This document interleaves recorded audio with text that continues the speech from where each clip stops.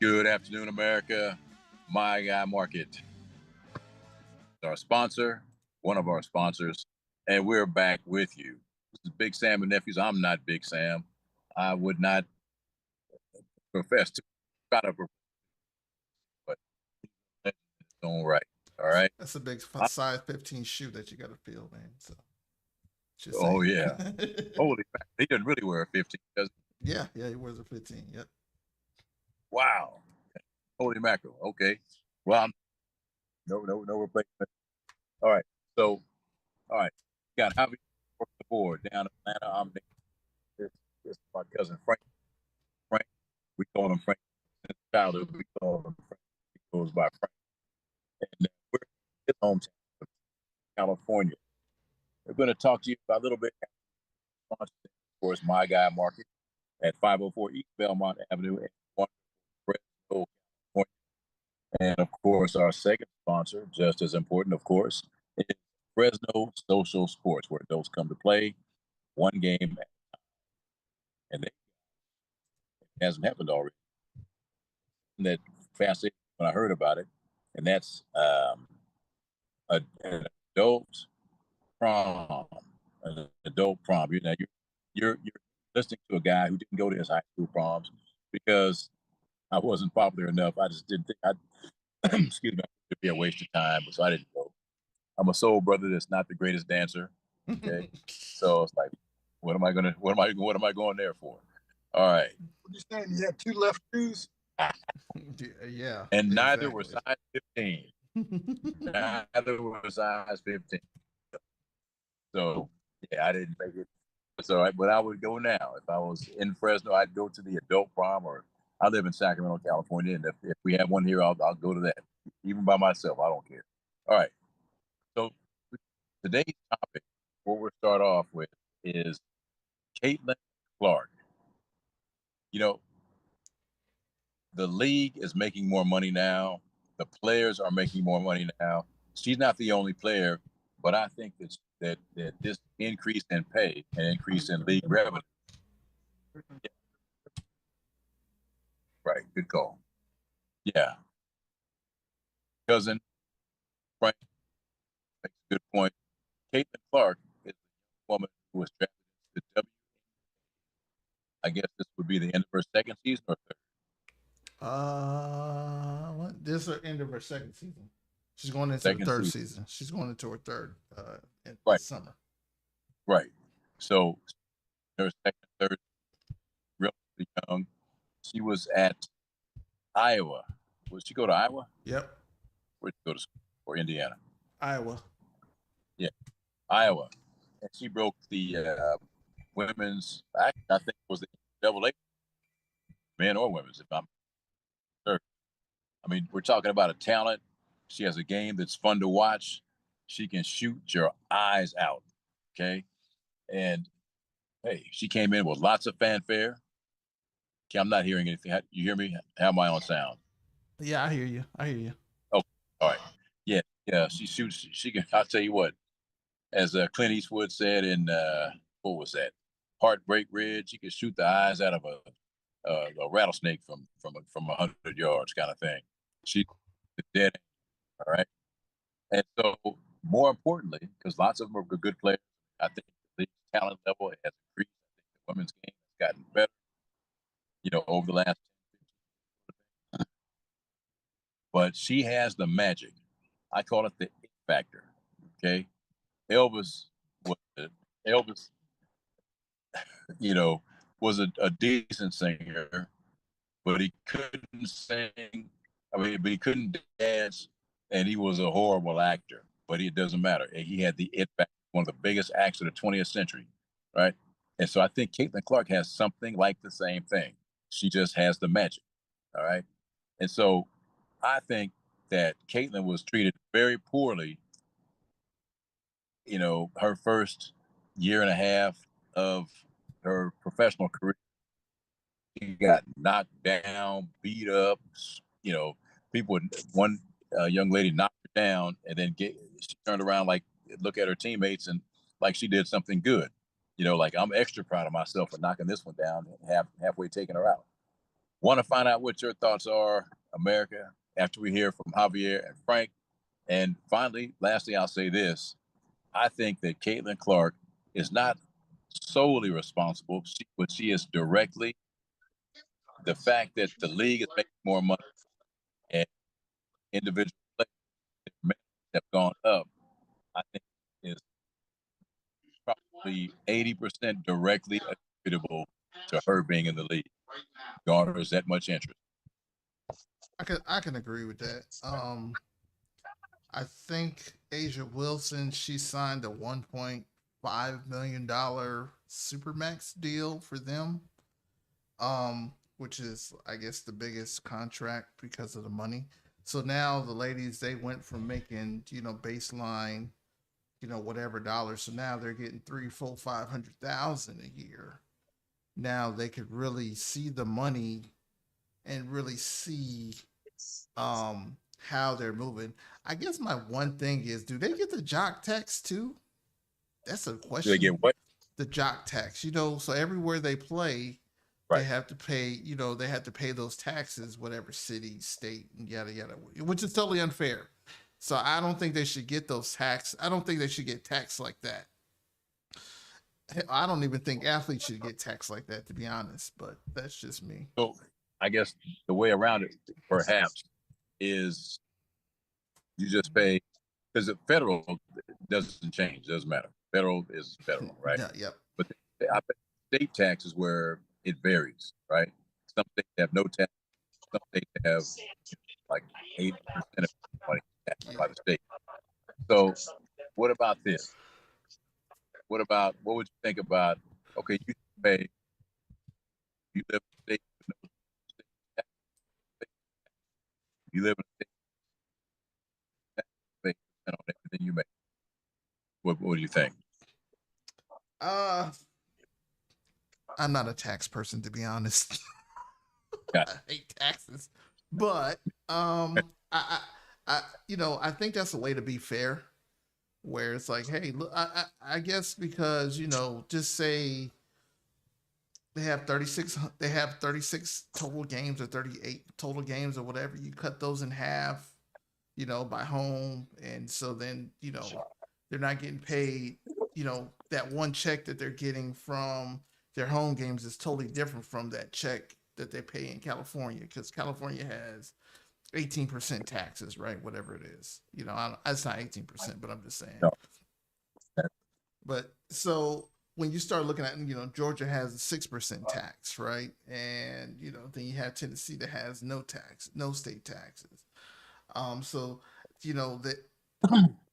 that that tax money looks different from being a multimillionaire tax when they're making, $900,000 for the week, which NFL players, NBA players, I've seen those checks before, like literally seen those checks. And I'm like, God, I'm like, no, that's real. Like, it's astronomical numbers and then the next week you get another check, right? So you could be 1.2 million for the week, right? Because you have those 4 games and your game check is whatever. So, then think about it. It's like, dude, I got my taxes in Boston, LA, Portland, and Seattle, right? Or Golden State, right? So you have your taxes that you're going. It's like, okay, it's like, how do we see this money? And then you have your federal taxes on the end of that, which is a $1,000,000,000, right? Because you have your percentage of, you know 27, whatever your percentage is of your taxes, right? So I mean, it's just, how do we be fair to the athletes? I think I think I think more money. I mean, I think now more like uh, they get those homeless for. So I think I don't the tax you have Oh wait, right. you're breaking up some. Yeah, yeah, I think the tax. The fact that the whole league is making more money. Right, I think the minimums have gone up. right. I think the minimum 300,000 or 400,000 a year now or something, right? Yeah. Whereas it used to be, I remember Ruthie Bolton. That's 20 years ago. Uh, I ran to her. We were chatting, and she was doing 150 grand, and she was the highest paid member of the team. They wanted Hmm. to pay her so much money, but now the rookies are making more than that. They're making double that probably, right? Right, right. So I think to credit for that, the majority of the credit should go to her because the league is more popular now. I mean, I would stop what I'm doing. It's kind of like Serena in tennis. I'm not really a tennis guy or Tiger in golf. I tell you what, I'd stop what I was doing and watch because they're superstars at that level.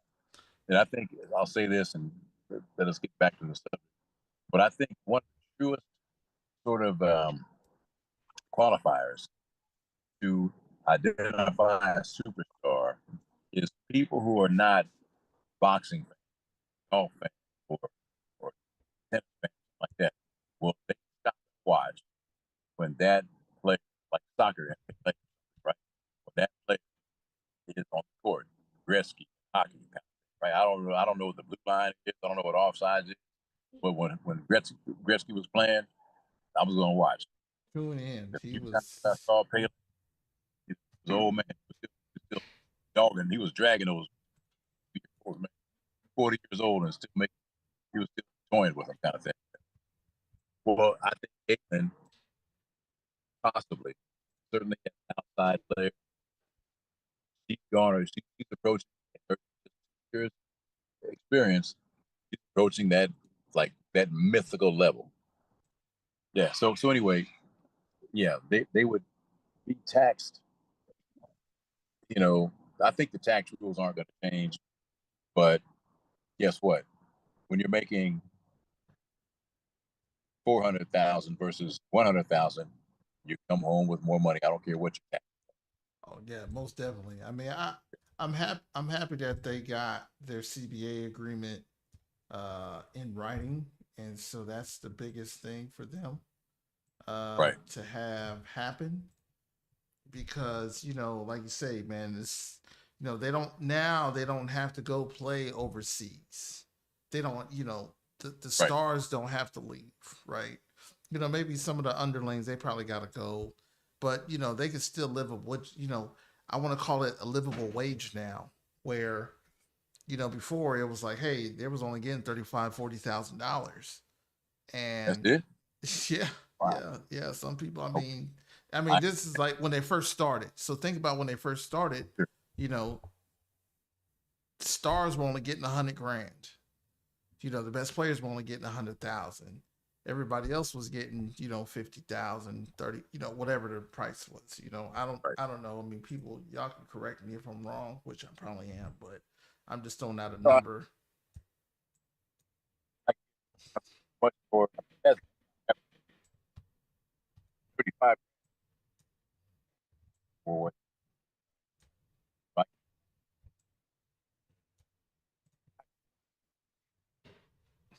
Hold on, your mic went out. Yeah, I understand the league's position. That league had to be funded for quite some time. They just weren't making any money. Right. But now they are making money. I mean, man, I'm so happy for them. Yeah, Yeah. I'm so trust me. I want to be happy. I want them to be as big as they can be. I think they're growing.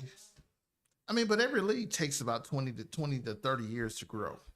NBA took 30 years to grow. For them to Right. get to that, 55, probably like 40 years. It took them 40 years to get on national TV, right? Where they don't have a tape delay. Baseball, it took them, it took them a long time to really, but they was like its only sport between them and football, right? But it took them a while to really, yeah, because boxing was, it was baseball and boxing way boxing, back when. yeah. But football wasn't, It a wasn't like that. professional. Yeah. No, they had college ball, but it wasn't that big in pros. But yeah, yeah, fascinating. Yeah, I'm interested to see now with the influx of talent now. Kaden Carter gotten better. You have a lot of the old guard that is retiring, leaving, because the new guard is coming in. So you have that flipping of the guard now, where I think the newer talent and the talent coming in is going to really really explode the game. Just think about when Dr. J was there. Dr. J helped produce and David Thompson helped produce Michael Jordan. Who exploded the game exponentially. Magic, you had Oscar Wright. You have all these older guys that they all patterned their game after, and then it's like, yo, like he exploded the game, and then the game exploded. In the 90s, where it was like, oh, now we have arrived in the basketball era, and now we could really put this show, now we could really put the show into the global market. So I'm really into, because the only time that you could really see those women play on that level was the Olympics and things like that. So now it's like I'm excited to see them play more and then see their skills grow and the game grow. Now, America, you probably didn't know that. I mean, all four of us, Big Sam, checked in. Frank, myself, and Javier all played high school ball, kind of thing, at minimum, right? Javier was probably, he was the kind of athlete that his was, right? Long jump, 25 and sport. But what would you think, Javier, as probably the most noted athlete amongst us four about the game, lowering the rim 3 to 6 inches, and that way the dunk? I think that would really explode their popularity, especially amongst. I don't think it'll help much because a lot of the women can already dunk now. They just can't explode. A lot of them. Yeah, a lot of them can dunk, right? I mean, you got to remember, a lot like the tallest females are 6'5", and even the ones that are 6'1", they're athletically inclined now to really get up on the rim. I would bet you there's not one 6'1" WNBA player who can dunk. Not one. There's a whole bunch of college. There's a whole bunch of college that can really get 6'1". on there. Yeah, they can get on the rim and really throw it down. There was one that was she went to Stanford. She could two-hand, one-hand. I mean, they're out there. I don't think that it will make the excitement better. I mean, it could. I don't think lowering it, because when you lower the rim, then you gotta adjust your shot. True. So, Caitlin Clark will have to adjust. And then it makes your trajectory different. So now I have to shoot a little bit flatter to go in. So now I have more of a chance of getting blocked. It's a lot. I think it's a lot that happens. So I mean, they grow up. Point. It's almost like throwing a girl's basketball and say, "Hey man, play with this men's ball." It throws them all off. Throws it all off. So I mean, I don't think it'll help. I don't think it'll help the excitement much. I think where they are with the excitement as they're growing, the skill of the game and the speed of the game is getting better, and the IQ of the game is getting. So now you have 5 people that have great IQ. You know what I'm saying? So that's getting better, and I think that's what's making the game better. Uncle, look who's here. Big Sam is in the building. I'm just listening, The man. one and only.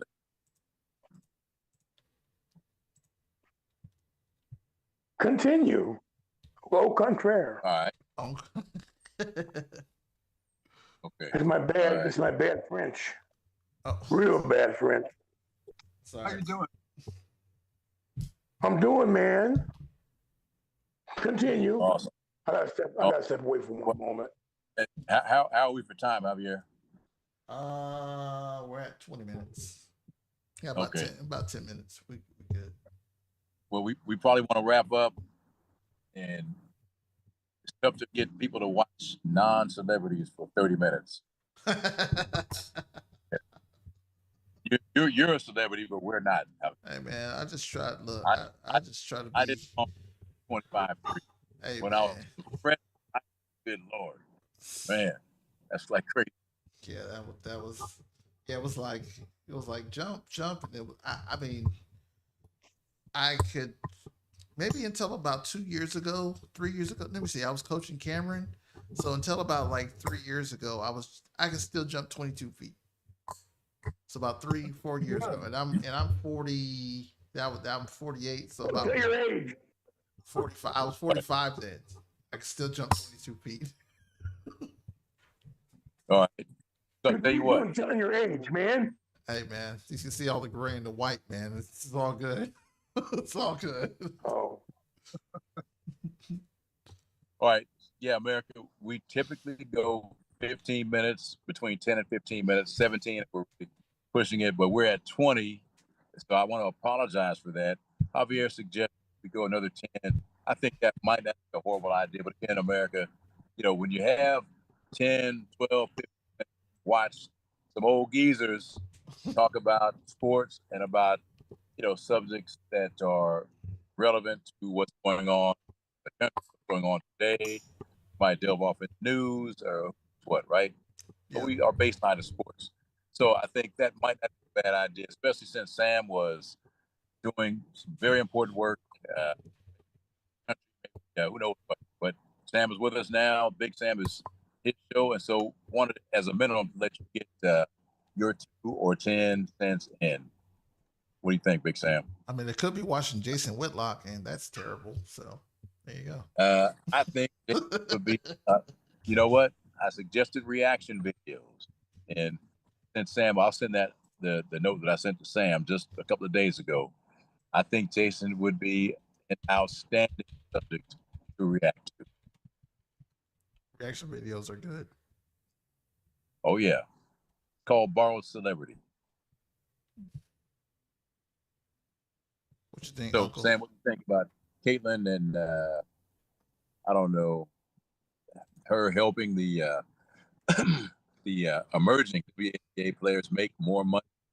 We also talked about perhaps lowering the rim to introduce the dunk. I think that would work in the minds of, I'm a teacher, America, a substitute teacher, and the youngsters like thrill, excitement, flash, you know, uh,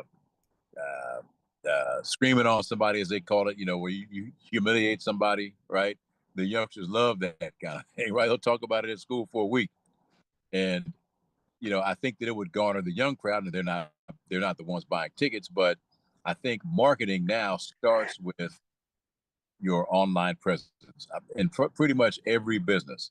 I don't think the WNBA or the NBA makes a dime off the internet.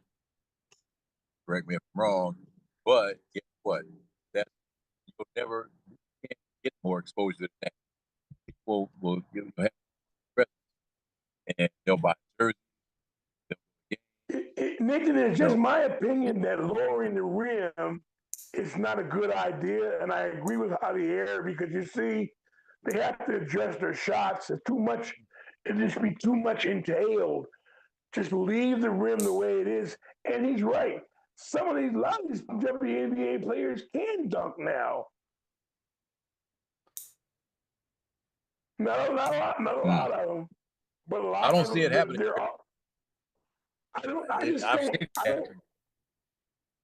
I just don't Remember, think lowering the rim is a good idea. Brittany Griner 6'8", and I think to dunk, especially in a game, was a bit of a.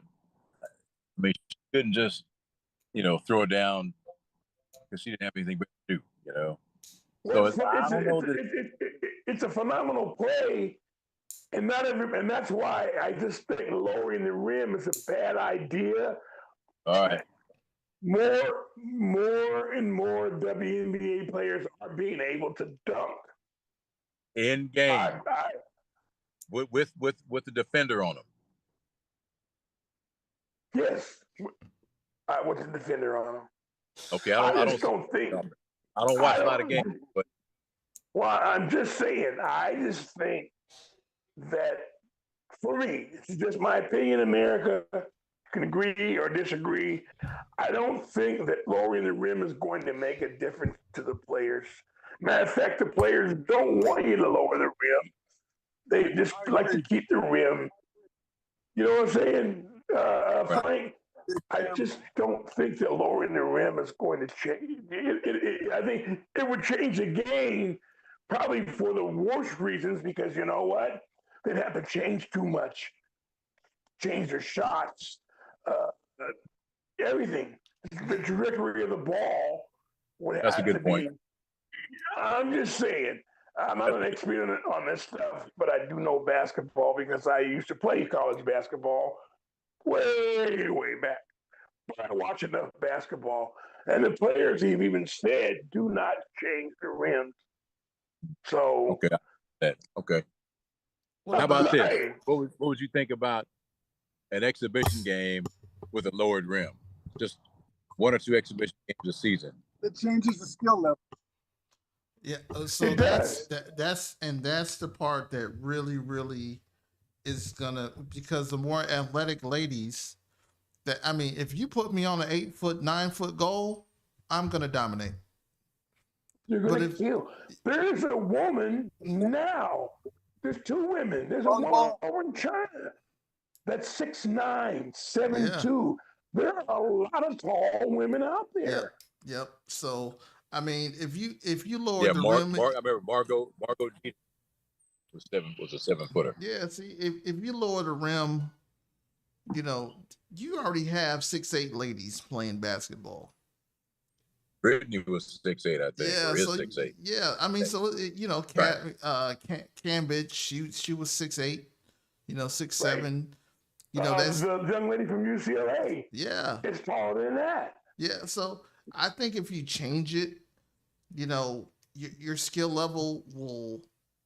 The ladies that can't, what makes everybody good is because you can do certain things at a certain level. So to be, in the NBA, to be a great point guard, a short guard like Chris Paul or something like that, he has to do something different than what Penny Hardaway can do. Grant Hill had to do something different than what, Jamal Mashburn, who is probably 6'8", he's maybe 6'6". And see, that's what makes them. That's what makes pro basketball, women and men, phenomenal in itself because there are a lot of women that can do what they do, and there's not a lot of men that can do what the men do, and that's the excitement of the sport. But this is just my opinion, America. Don't take it to the bank. But I like the bank is open on Sundays. Big Sam, remember Diana Taurasi, right? Yep. Pardon? Taurasi. Diana Taurasi. Right. Another player. Handles. Phenomenal player. Phenomenal. But I want to just use her switch skill this to up. He used her What do you like a think? size. Yeah, but what do you think about Gino? What's the guy from UConn? Gino Oh, yeah. Auriemma. Oh, yeah. To me, big crybaby, big punk. You lose a game, just you lose it gracefully. Yeah, he called himself being mad because Don Staley didn't shake his hand early in the pregame. She shook the man. We all saw it on tape. She shook the guy's hand so early. he called himself being upset at that. I mean, it's kind of like, he might have been trying to motivate his team. No, this is after the game. No, big crybaby. Oh, okay. I can see it. He lied. Right. The bottom line is he lied because that player from UConn tore her own jersey. Yeah. He didn't. No one from South Carolina tore her jersey. And the UConn player tore her jersey. I think that he lost his luster a little bit. Where before they would get those calls, where they would get all those benefit of the doubt 50-50 calls, and now you have South Carolina, who's the last 8-9 years. Kim Mulkey, you have all these teams that they're not giving them the 50-50 calls anymore. They're not giving them the refs the benefit of the doubt calls. This is just my opinion, America. He should retire. Yeah, he's out now. He's won enough. He's won a lot. He's won. Hell, but won a lot. What happened was that Don Staley just strategized him better. Yeah, and not saying he's a bad coach. They got out talented too, though. They've been getting. I mean, you lost Paige Beckers. You know what I'm saying? I mean, who's a stud. So you lost a little bit, but dude, UConn's going to be good next year. UConn is going to be excellent next year. And so is South Carolina. Exactly. So why do you? LSU. Man. And so will UCLA. UCLA came out of the woodworks and won the whole thing. Yep. I just think that the all the publicity about the UConn coach and all that took the luster. Kind of like UConn, Gino did UCLA a favor because when they turned back around and had to play again, they waxed the floor with South Carolina. Yeah. UCLA did. Yeah. UCLA's won their first women's national championship, I think, ever. I could be wrong. No, I think you're right. I mean, UConn has 12 women's championships. 12. Well, they have 6 men. But it's 120. Yeah, but right, he might. But I don't think. Yes, go ahead and say it, Nathan. NFL draft. Ooh, hey, what's up with the 49ers, man? They don't draft. I think we had a good draft. No, the draft was good. You think it was a good draft? Yeah. Ooh. I do. Well, you gotta remember, they're like one of the only teams who get people to fit the system. And see how they can benefit the system. Yeah. Right. Everybody else goes for, well, we needed a running back, so we got the best running back. But he might not fit the system. Right. Yes. But here again, I'm going to say this to crew. You have a 5-year window. And as much as I like the 49ers, they're out of that window. No, they're back in with what they got. They've revamped. You called that like 3 years ago, Sam. You were right. But they've revamped. They've almost completely revamped. Yeah, I think they retooled enough to make runs for the next 4 years. And then it really comes down to the defense. So they then got a whole bunch of defensive help and young guys that can grow into the defense, from linebackers to defensive tackles to cornerbacks, that can really help the team kind of get there. Because you got to remember, they're going to lose people because of money too. Right. But they also, they've got Bosa coming back off injury, but that's still Nick Bosa. They've got Mikael Williams, their number 1 pick last year, coming back. Yep. And they've got, they brought back, I call him our thug, the linebacker that blew out his ACL. Yes, sir. That coming dude, on the field. Like, oh, Is it just off the Greenlaw? yep. Jay And, Greenlaw. Okay. and then they just But you know what? traded Winters. They just traded D Winters Right also to Dallas. to Dallas, Dallas, which right? we needed picks too, but we already got Dallas's defensive tackle. So thank you. Thank you very much. Yeah.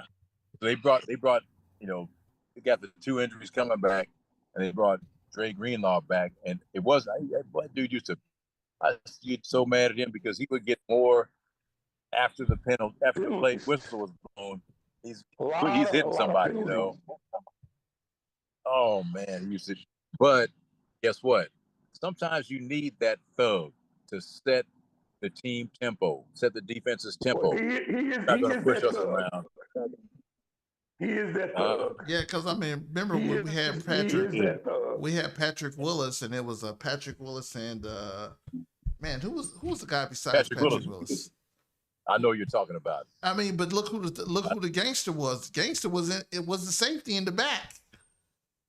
The gangster dude was in the back, laying wood like he was Ronnie Lott. I'm like, God dang, dog. Oh, you're talking about Dante Hittner. We call him Dante Hittner. That's right. Dante. You remember Whitner that dude out? Remember that it was New Orleans, man. When New Orleans was hot, man. I mean, New Orleans had not.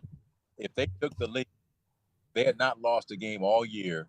That they took the lead for 1 minute, 1 second. If they had the lead, nobody came back on them. And they're about to score. No score, maybe tied 3-3, something like that. They're about to go into the end zone.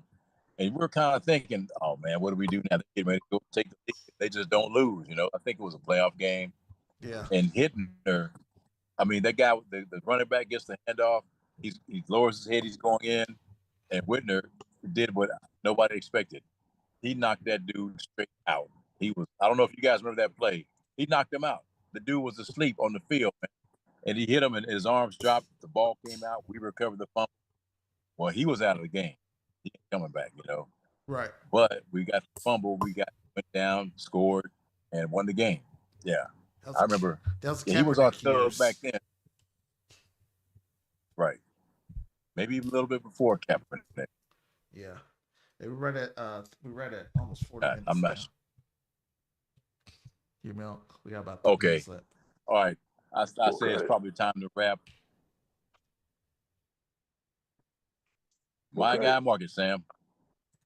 All right, yeah, Big Sam and Nephews is sponsored by My Guy Market at 504 East Belmont Avenue here in the wonderful city. I live in Fresno, California. My nephew lives in Atlanta. Nathan lives in Sacramento. We come together to do this podcast. So here we go. Frankie and I are in Tracy. Right. Anyway. Frankie and Tracy, right? Right. Anyway, My Guy Market is at 504 East Belmont Avenue in Fresno, California, where they have the best sandwiches in the San Joaquin Valley. And they do have the best sandwiches in San Joaquin Valley, too. The Checkmate sandwich is one of those sandwiches, the yummy, beefy Texas short rib steak sandwich. Anyway, the owner of My Guy Market is Floyd Sanchez. I want to thank you very much, Floyd, for being my sponsor. And I cannot ever forget my main man, Eddie. He's still in the hospital. He's dealing with some heart issues, but we hope you come back, Eddie. God bless you all very, very, very much, all the Eddie. best to Eddie. All the best to Eddie. Right. And also, Big Sam and Nephews is also sponsored by my other sponsor, which is Fresno, I'm going to say it right, Fresno Social Sports, where adults come to play and they connect and they have fun, and they are building a community one game at a time. And you can join Fresno Social Sports at FresnoSocialSports.com. The owner of that is Eric DeYoung. I want to say hello to Eric. I see Eric every day at work. I work for a minor league franchise down here in Fresno. I say down here in Fresno, California. So a lot of times I am busy working, getting off from work, blah, blah, blah, that sort of thing. Anyway, and also going to give a shout out to some key people. My brother, Gregory Williams, he's my stat guy. Did not leave him out. Also, shout out to, my other shout out is to John Stockton, another thing I work with. at the Grizzlies, and also shout out to my other nephew, little Melvin. So anyway, those are some key shout outs because they're key people right now in our, in my life for me. They kind of keep me up because I cannot watch, even though we do a sports station and podcast. I cannot keep up with all of the sports, so I have other people that are always looking out and giving me scores and whatnot. So anyway, I want to thank everybody for participating and watching this podcast, and we will be back. I will be back next Sunday to do our podcast. And I also want to say there is a big festival coming up next Saturday here at the Chinchaski Ballpark. It's called Tequila Fest, and the big draw is Nelly, the rapper. He's going to be performing. He's one of the performers, the big performer that's going to be performing that night. So just a shout out to that. All right, we're going to go now. We'll be back again next Sunday, 4 o'clock. Thank you very much. Next Goodbye. Sunday, 4 o'clock. Let's do it. Like and subscribe, folks. Till next time. Till next time. Peace.